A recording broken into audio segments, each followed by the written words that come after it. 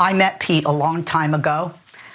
We spent middle of the night waiting to go on during 2016 before the election. With all due respect to my former colleague, we know that there were 3 cases of adultery for Pete Hegseth, and it is relevant. And the reason why it's relevant is Article 134 of the UCMJ considers adultery against the military, which the Department of Defense is part of.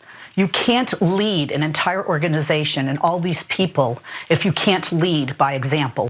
Well, that isn't the only reason that Fox News contributor Leslie Marshall believes that Pete Hegseth is a terrible pick to be Donald Trump's Secretary of Defense. In fact, she engaged in a pretty impassioned argument against the idea of Hegseth serving in that position. And I just want to note that she was making this argument on Fox News, which of course is the place of work for Pete Hegseth, who hosts the weekend version of Fox and Friends.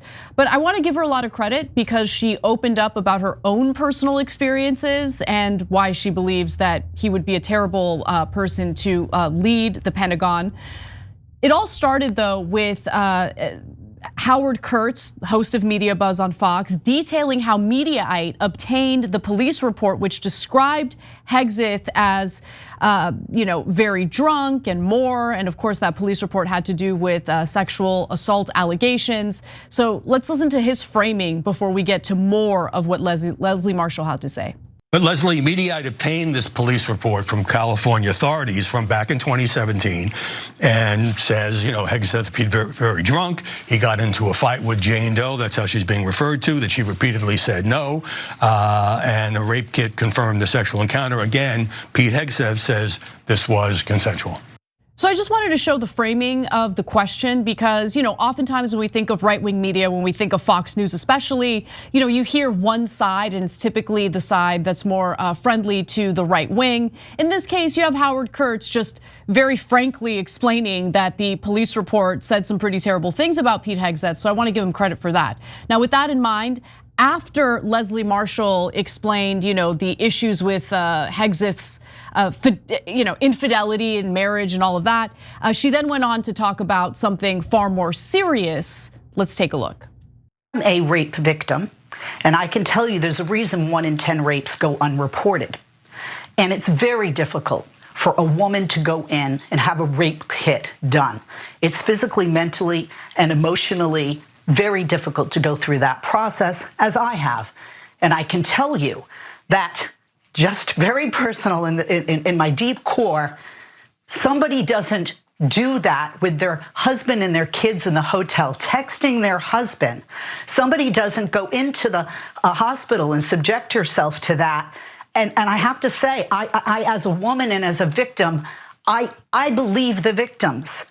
And this is a problem for me, the sexual impropriety. And then on top of that, although Pete has an incredible military career, he doesn't have the leadership career in the military that I feel the Department of Defense requires as their head.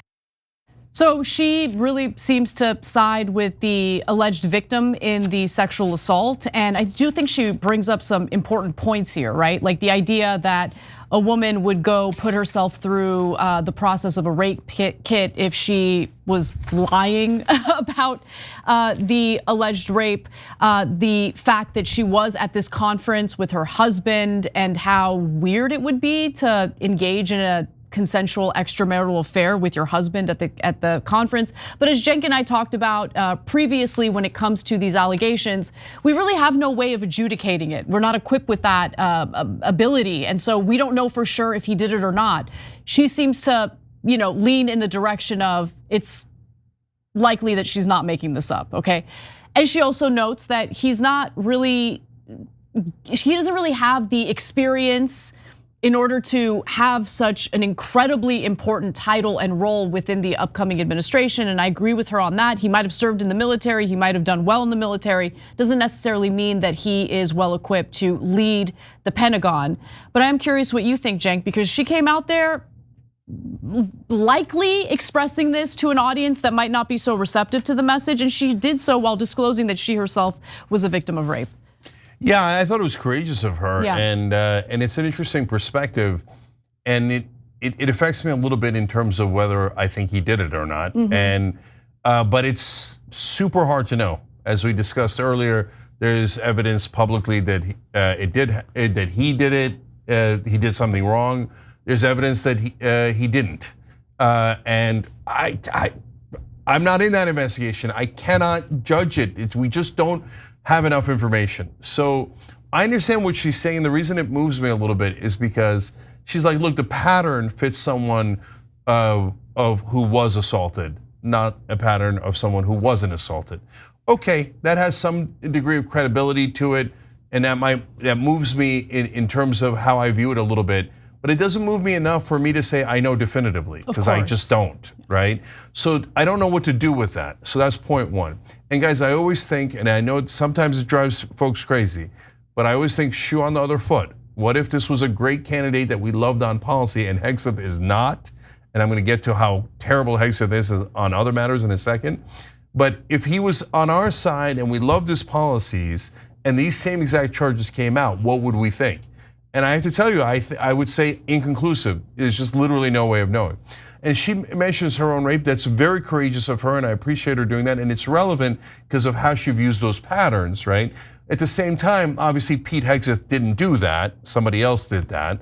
So I'm just keeping it, just trying to level with you guys on how to view that, right? I don't want you to then go, oh, okay, then Hegseth's a bad guy because she was assaulted, right? It's not the same. By another person. By another person, right?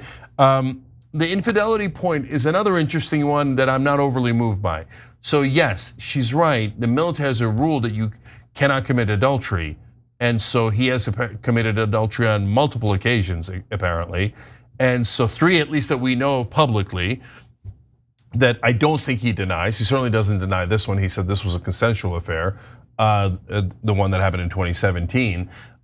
So I get that that's a rule in the military. I don't really care about that rule at all. And the reason why that rule existed was because it could be used as blackmail. But it can't be used as blackmail if you said it publicly already. So again, if we had a great candidate on our side and he had committed adultery or she had committed adultery 3 times, I wouldn't care, okay? So, and then the last one is not that experience. Another one where I have to say, I don't overly care. Because if you put, let's say, we were saying during the break, one of our members wrote in, David Sirota applying to be part of the Department of Governmental Efficiency, right? And does David have experience in the Pentagon? No, not really. He runs the lever now. He's former speechwriter for Bernie Sanders. I think one of the best reporters in the country. If somebody said, hey, would you take a random establishment guy at the Pentagon who knows defense really well, or David Sirota at the Pentagon? Sirota, right? Not even close. So okay, to me, although what she's saying is powerful and courageous, and I appreciate her for saying it, especially to that audience, I don't think it's as germane as the other terrible things about Pete Hegseth. Yeah, because the other terrible things about Pete Hegseth are confirmed because they're terrible things that came out of his own mouth. And they very much do conflict with what the majority of Trump's base wants, which is America first foreign policy. Pete Hegseth doesn't really seem to agree with that based on some of the things he said about foreign policy in the past. And on top of that, look, I don't know how real it is, okay? So I'm not going to be naive and say, oh, Trump is definitely interested in unifying the country, or Trump's base is interested in unifying the country. What I am noticing though is that this time around does feel different from 2016 in that, since Trump has broadened his coalition of support, there are a lot of people who voted for him this time around who are not alt-right, who are not, Nazis or extremists or anything like that. These are people who are fed up with establishment politicians and are taking a bet on someone different. And Trump is a little less, he's still combative, don't get me wrong, but he's a little less toxic and divisive compared to 2016 in the aftermath of the election. We're gonna see. He's much better after he wins than after he loses, right? Yeah, I'm talking about 2016 right, though. After he won in 2016, he was ready to go to war. But put Trump aside, it's more about his base and the way they're behaving. And I really do think that there's a possibility of pushing this country to a better place where people will disagree, but it won't be as dangerous as it was in the past, like as we were barreling toward a potential civil war. Yeah, dangerous. So, yeah. Dangerous. So look, I don't know. I don't know what's gonna happen. I just know that some of the things that come out of Pete Hegseth's mouth goes against what I'm noticing right now with the Trump base. So that's exactly right. Trump and his base are different, and his base is very varied. It's not a monolith like it was in the past. But we're gonna talk a lot about that as the Trump administration goes on. I want to just really quickly get to, if you haven't seen all the terrible things about Hegseth, The Guardian summarized his book, and I'll just give you a couple of quick parts that we did a much larger segment on it on Friday, which you should check out. They explain at various points in that book, Hegseth describes leftists, progressives, and Democrats as, quote, enemies of freedom, the US Constitution and America, and counts Israel among the, quote, international allies who can help defeat such domestic enemies. So apparently Pete Hegseth would use Israel to defeat domestic enemies on the left here in America. I don't know how he would use them, and at his confirmation hearings, I hope to God that he's asked, would it be the IDF in the streets and arresting Americans like we're Palestinians? Or what does he mean that Israel can be used to defeat the left here in America that he describes as domestic enemies? And my guess is that no one will ask him, because that's the part of the book that the Democrats and Republicans both probably love. Yeah, I mean, right? look, it's anti-American, right? Like if there was someone on the left, let's say Bernie Sanders, right, which I can't even imagine, but Bernie Sanders saying that a foreign country should step in and help us defeat our political opponents. Okay, here in America, our fellow brothers and sisters, we might disagree politically, but that a foreign country should come in and help us defeat them, I'd be disgusted with Bernie Sanders. I give you an example that make your heads explode if you're on the right or really anyone, but imagine if Bernie said, oh, if I win, I'm gonna pick a defense secretary who's gonna have the Cubans help us to defeat the right-wing domestic enemies in this country. No, that would be insane. Okay, right, everybody would, but Hegseth says it about Israel and everybody's, my guess is it won't even be mentioned in the hearings. All right, last couple here so you get a full sense of how much he hates half this country.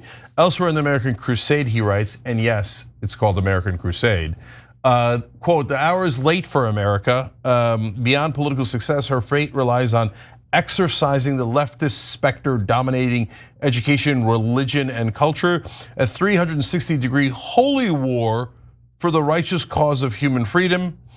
And he continues, our weapon is American nationalism. The left has tried to intimidate us into thinking that nationalism is a relic of a bygone era. But as he says it in the context of a holy war and a crusade, it sounds like Christian nationalism, which means no, if you're Jewish, Muslim, atheist, whatever the hell you might want to be, you don't get freedom. You get a holy war led by Pete Hegseth, the freaking lunatic, against half of this country when he's supposed to be our defense secretary. And finally, he says, for leftists, calls for democracy represent a complete rejection of our system. What? Republican legislators should draw congressional lines that advantage